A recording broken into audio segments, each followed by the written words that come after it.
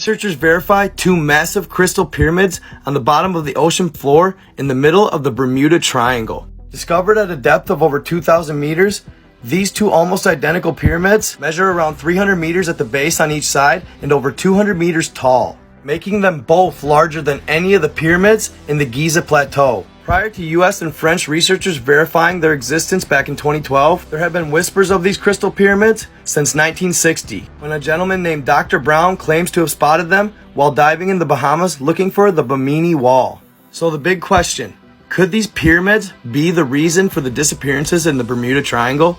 Researchers have been working diligently to figure that out, but currently have no idea. But they did state that when they first discovered the pyramids, they noticed each of them had two massive holes in the top, and that vast amounts of water was being moved through each of them, creating a double helix, powerful enough to cause rogue waves. I'm gonna say that again because when I first heard it, it blew my mind. From a depth of 2,000 meters, these pyramids are displacing enough water to create rogue waves and mist at the surface. So I'm gonna go out on a limb and say yes, they have everything to do with the disappearances in the Bermuda Triangle. And with the recent nearby discovery of some pyramidal ruins located just off the west coast of Cuba, many speculate that the crystal pyramids and these ruins are remnants of the Atlantean culture. Yes, you heard me right, Atlantis. And what's more mind-boggling, I recently read some texts stating the origins of the first flood. And it's not the biblical flood that I speak of. This flood would take place about 11,000 years ago. At this time, the Egyptian culture was in its early stages, and they were being groomed by the higher beings. And what they were being groomed to do would eventually be to take over and guarding the sphere of Amenti.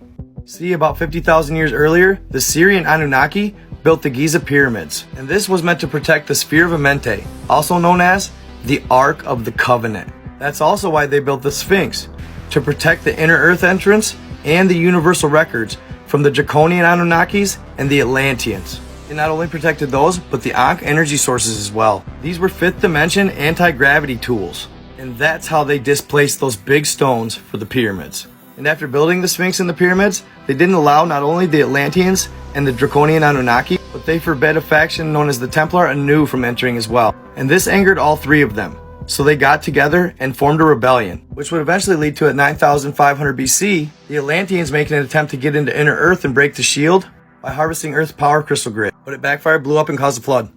Make sure you like and follow, and please come check out my live at 11 p.m. Gifters get followed, and top gifters will get free apparel.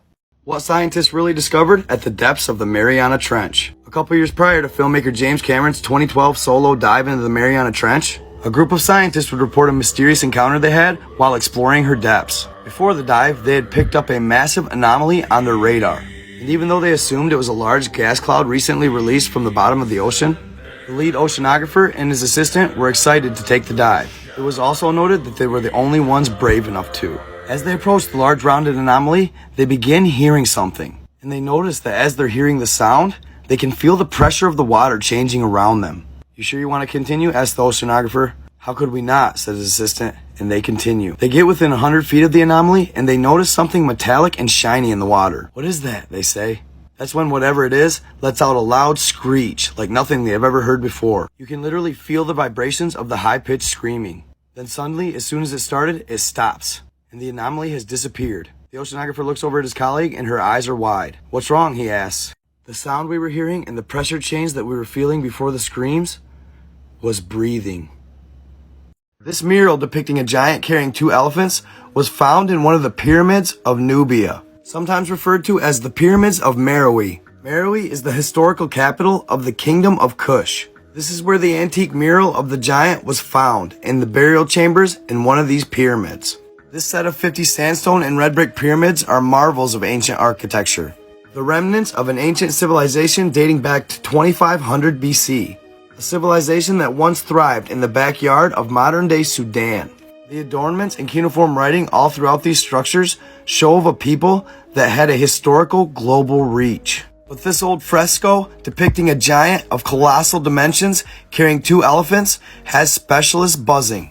Theorists claim that this is without a doubt proof that red and white giants once roamed this earth. Could he be the last of an ancient Atlantean civilization that averaged 15 feet tall? What do you think? Comment below. Were Ted Bundy and JFK part of the Illuminati? When I saw names like these come up as one of the 13 bloodlines, I had to look into it. It is believed the Illuminati have their hooks into every business, politician, and entertainer out there. But at the top, just under Satan and the fallen angels, are the 13 bloodlines who control the cabal. Names like Bundy, and though he is a direct descendant, it is not believed Ted Bundy was part of the Illuminati. But he is one of the most notorious serial killers of all time. Many believe that since he carries the name, the Illuminati had something to do with the murders.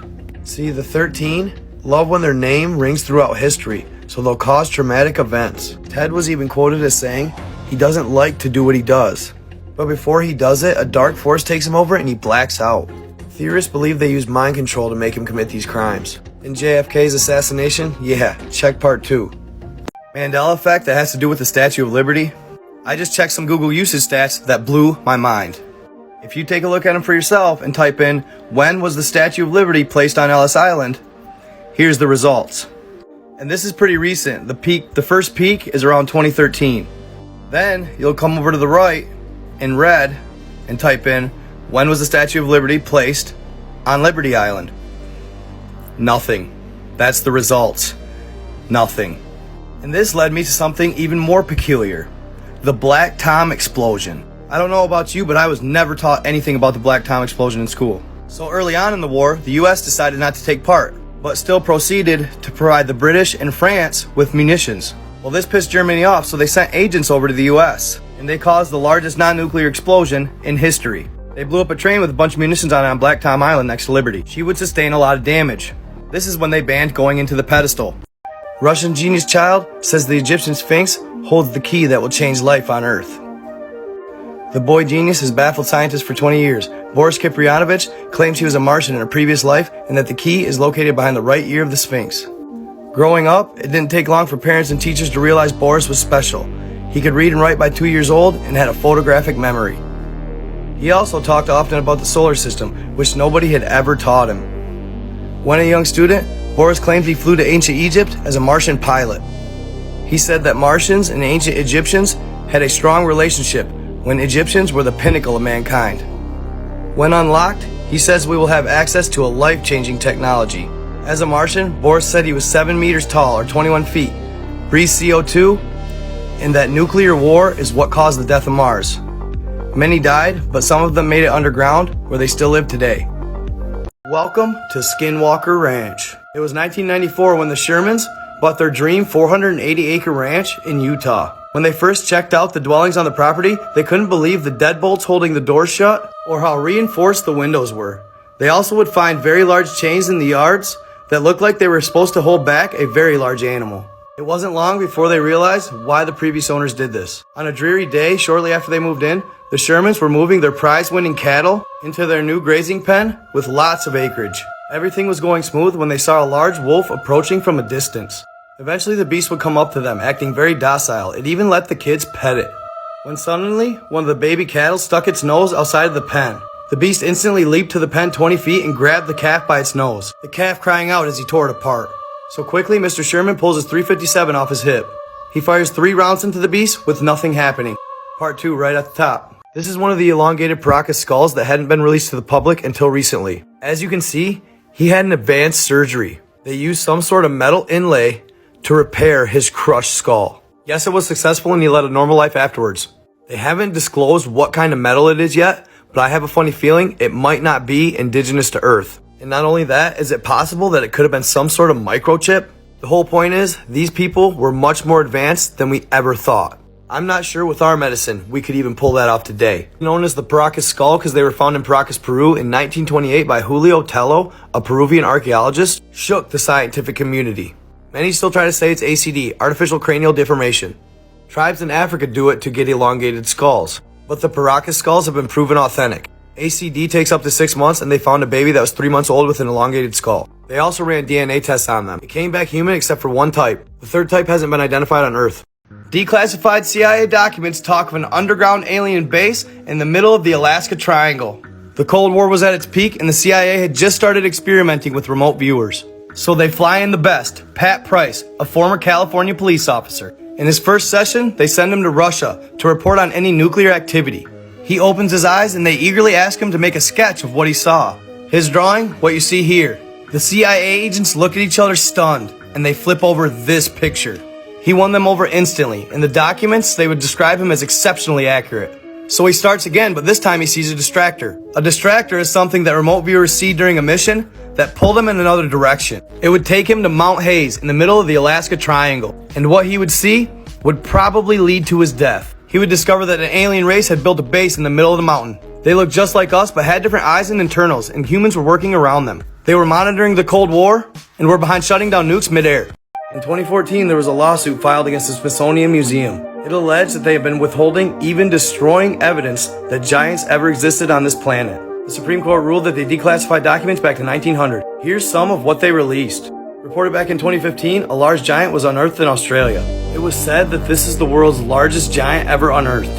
Found near Ayers Rock, the skeleton is said to be 17 feet 4 inches tall. But shortly after unearthing, Professor Hans Zimmer was forced to hand it over to the government, and there has been no further reporting since. The next giant takes us to Pennsylvania. Reported in the Oil City Times in 1870 near West Hickory, Pennsylvania, the unearthing of arguably the largest giant ever found. This massive hominid stood at 18 feet tall. On October 7th, 1895, a newspaper named The World reported that one of the largest giants ever unearthed had been found. The mummified remains stood 9 feet tall. Horned humans. During a brutal study done at Harvard University in the 1950s, Dr. Richter put rats in a pool of water to see how long they could actually tread the water. On average, the rats would give up after about 15 minutes of swimming. But right before they sank, the professor would pluck them out of the water, dry them off, and let them rest for about 10 minutes. Then he'd put them back in the water for a second round. How long do you think they lasted this time? Now keep in mind, they're already exhausted. On average, people thought 10, 15 minutes they might last. Try 60 hours. And no, that's not an error. They would last another 60 hours treading water. The conclusion was drawn that after they plucked them out of the water the first time, it gave the rats hope. They were able to push themselves much further than they ever thought they were capable of. I want to leave you with this thought. If a little hope can push rats to swim that long, what can it do for you? Remember what you're capable of, and always keep swimming. These are the 7 archangels of heaven. Starting with number 7, the Archangel Chamuel, he who sees God. His mission, bring peace to the world, so he protects us from lower vibrations and negative energies. Number 6, Azrael, which means who God helps. Often referred to as the angel of death. He helps souls in the transition from life to death. Archangel number 5, Ariel, the lioness of God. The patron saint of animals, she protects Earth's natural resources and wildlife. Number 4, Jophiel, meaning the beauty of God. She's the patron saint of artists. She helps us see and maintain the beauty in life, and also loves when you stay positive. Number 3, Archangel Gabriel, meaning God is my strength. He's often seen holding a trumpet and is the messenger of God. Number 2, Raphael, meaning God heals. He not only helps heal individuals, but helps healers as well. Number 1, Archangel Michael, meaning he who is as God. Most powerful of all angels, the patron angel of righteousness, justice, and mercy. Our DNA holds a message. I went into one of the oldest and most mysterious spiritual texts, the Sefer Yetzirah, and it's only been translated into English once. Every single alphabet that has ever been known to exist has always had a mysterious number linked to the letter that it represents. When I took the ancient alphabets and I replaced the elements of the DNA with those alphabets, the DNA began to read as you read letters in a sentence in a page upon a book. When we replaced those letters with a periodic table and we began reading the text, the very first sentence in every strand of DNA literally says the words, God eternal within the body. In the 31st century, that's when time travel will be actually discovered, and time travelers from our future that I call chrononauts come back in time. The first time traveler was a man named Tatos. He lived in the 31st century.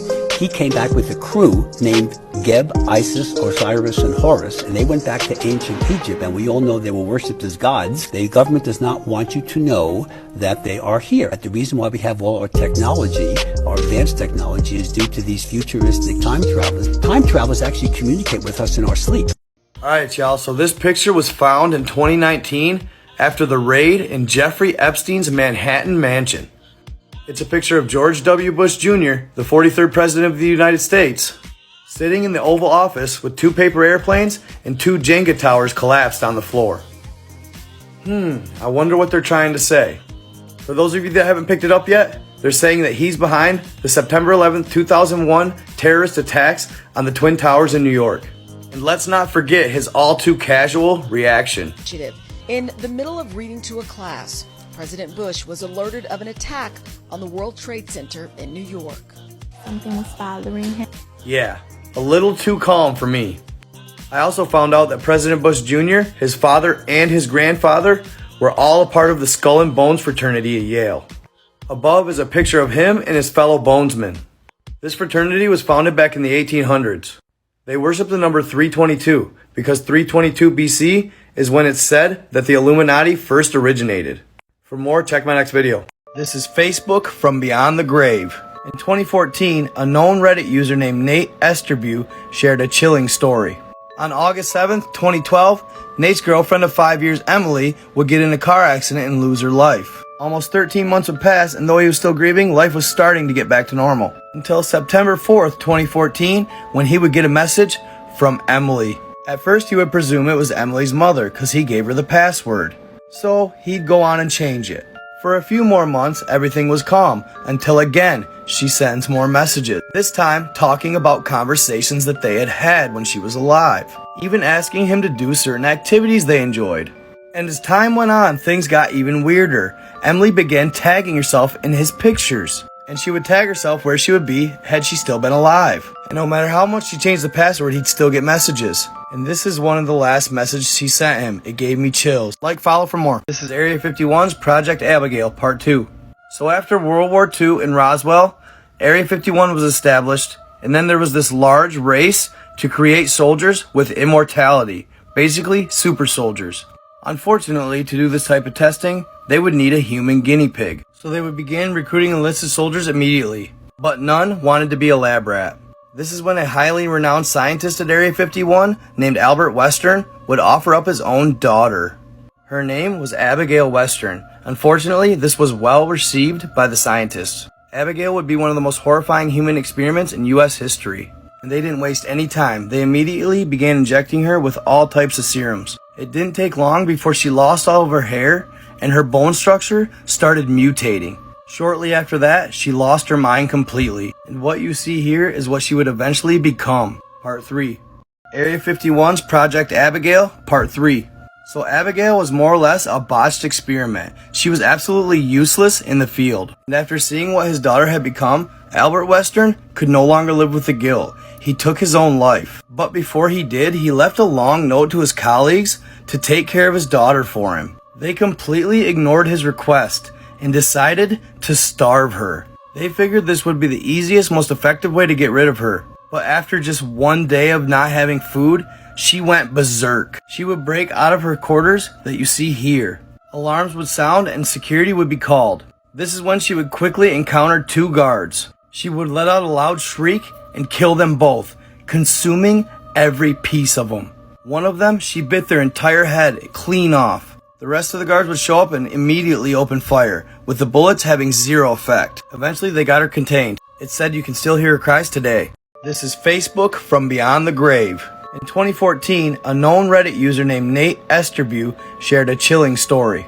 On August 7th, 2012, Nate's girlfriend of 5 years, Emily, would get in a car accident and lose her life. Almost 13 months would pass, and though he was still grieving, life was starting to get back to normal. Until September 4th, 2014, when he would get a message from Emily. At first, he would presume it was Emily's mother, because he gave her the password.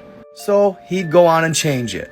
For a few more months, everything was calm, until again, she sends more messages. This time, talking about conversations that they had had when she was alive. Even asking him to do certain activities they enjoyed.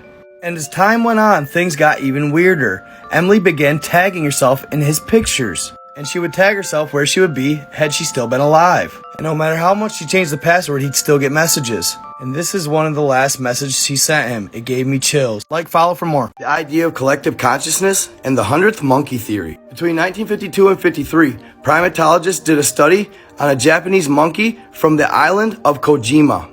They would start by leaving sweet potatoes in open areas like beaches. And as expected, the monkeys would eventually find the sweet potatoes and start eating them. They would soon notice that an 18-month-old female named Emo would take her sweet potatoes over the water and wash them off.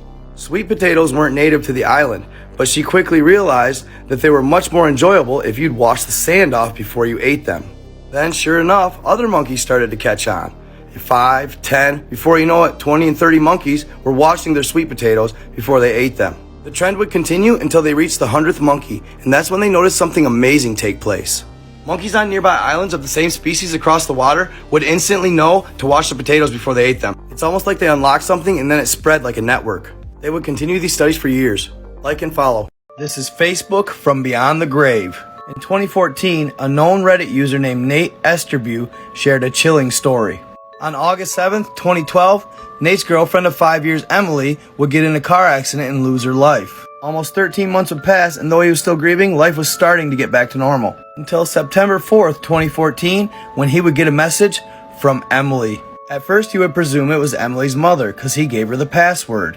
So, he'd go on and change it.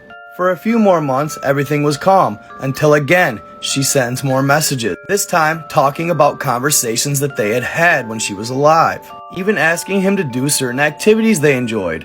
And as time went on, things got even weirder. Emily began tagging herself in his pictures. And she would tag herself where she would be had she still been alive. And no matter how much she changed the password, he'd still get messages. And this is one of the last messages she sent him. It gave me chills. Like, follow for more. Witness accounts of run-ins with the Wendigo. The first encounter takes us to Brunswick, Canada, near Grand Lake. This gentleman posted a story on Reddit in 2015, stating that he and his wife had bought the cabin the summer before. Their nearest neighbor was a mile away, and the cabin was located in dense forest. They spent most of the summer renovating the place, preparing for their first winter, which would prove to be one of the worst. And it wasn't just the record-breaking cold or the whiteout snowfall. The husband would end up having the most terrifying encounter of his life. It was a particularly cold night on the 24th of January 2015, when the homeowner's dog woke him up around 2 a.m. Figuring she must need to go outside to go to the bathroom, he gets up, leaves his wife sleeping, and lets the dog out. But as soon as he lets her out, she bolts to the wood line. And though he was yelling at her to stop, she acted like she didn't even hear him. She was on a mission. Irritated, he throws his boots and coat on and walks to the edge of the woods. He can hear his dog growling as she crashes through the dense brush. Next part.